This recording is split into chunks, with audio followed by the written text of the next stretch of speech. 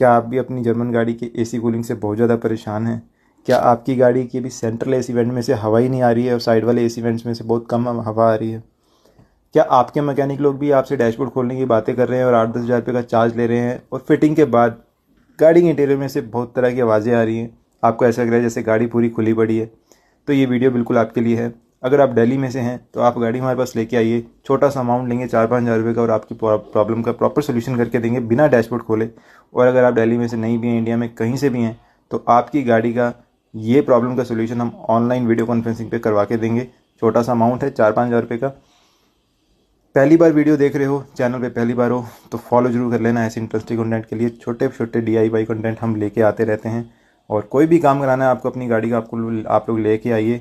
The German car cares, Delhi में हमारी workshop है। Thank you for watching this video. जय हिंद, वंदे मातरम।